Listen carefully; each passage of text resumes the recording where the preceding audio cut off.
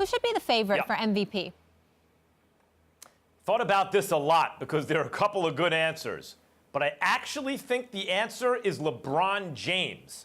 If LeBron doesn't win the MVP this year, I think it will mostly be because Jordan won 5, should have won 10, and LeBron has won 4, should have won 6 or 7 by now. And people wouldn't want to make an equivalency between LeBron and Jordan quite. But in fact, I think he's going to win it. I think his season will overcome that. Why? Well, first of all, it's been a little while since he's gotten one. Even though what we really mean when we say MVP is best player, most valuable player, those are synonyms, unfortunately, for everyone who can't seem to understand this. And LeBron captures that definition better than anyone else by the time the finals are over. We all see that's the best player in the league, the most valuable. But it's considered a regular season award. That's how writers supposedly vote on it. And so LeBron has been denied recently, mainly because he's in physical decline. He's falling from such heights that he's still better than everyone else. And the way that decline shows up year over year is on the effort on the defensive side of the ball. And when you have others who seem to put more effort into the regular season, they've been rewarded. But I think they've taken enough time off the award from LeBron. They'll feel okay giving it to him. And he will be extra motivated this year, given the whooping that the Golden State Warriors just put on him, given the fact that he may be without Kyrie at some point in this season on a going forward basis, and therefore will have to accept even more of the workload than he did last year. I think his numbers will be up. I think he's taken enough time off from getting the award, and I think he's going to win it this year. I don't think it's going to be LeBron James because I think they're going to take the level of competition into consideration and look at the Boston Celtics as the only legitimate threat to them in the Eastern Conference, and that will be held against them. That's number one.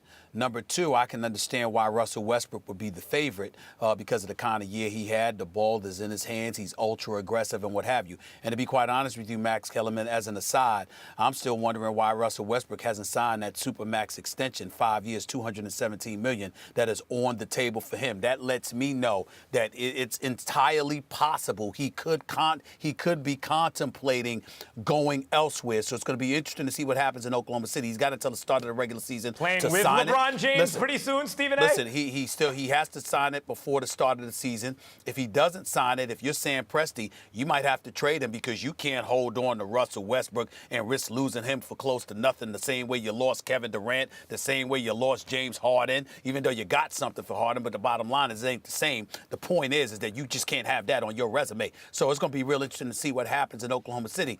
But to answer the question directly, I'm telling you this. By the way, keep your eyes on Russell Westbrook. You might decide to go to L.A. with Paul George because we all know that's where Paul George wants to go next season. And Magic has plus 50 You're talking the Lakers or the Clippers now? Coming. That's why I meant him. Lakers, not Clippers. Lakers, right? not so Clippers.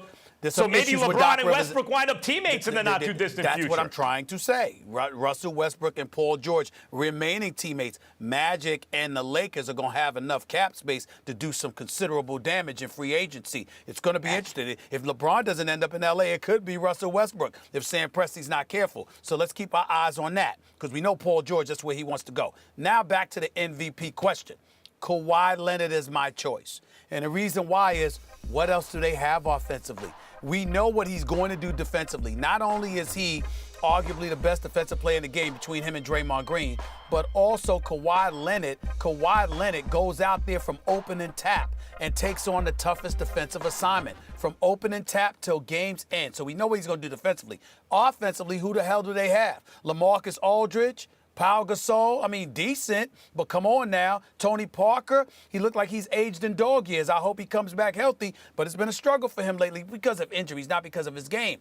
Patty Mills, he's a shooter, but we understand he's limited to some degree. DeJounte Murray still got promise. I love his upside, but not there yet. The point that I'm trying to make is everything falls on the shoulders of Kawhi Leonard, who has proven over the last 2 years that he is ready to take the baton because he's done it. And I think that this year he's going to get more credit than he's ever gotten in his career. One thing, Stephen A., I think it's possible, this is not from me talking to anyone, just reading the situation, that in fact it's Kawhi Leonard that winds up with Kyrie Irving as a teammate. And that would take some of those touches away and kind of highlight LeBron's importance. I think Kawhi's a great pick, by the way. That's really the two I was debating. And the reason I say that, because people view LaMarcus Aldridge now as a guy who's untradeable, what's his trade value, et cetera. But if you're the Cavs and you take a sober look at yourself going forward, and maybe that's impossible for them, and you realize LeBron's out of there, then you have to start considering what's the end game. Because once LeBron leaves, they will never contend again. Maybe it's good to get an offensive focal point like a LaMarcus Aldridge, who signed up for a number of years to at least get you to the playoffs in the East. No, Max. No. LaMarcus Aldridge, no disrespect. There's usually an APB out for his game in big moments. You cannot lose a Kyrie, a proven closer, a scoring machine with loads of heart.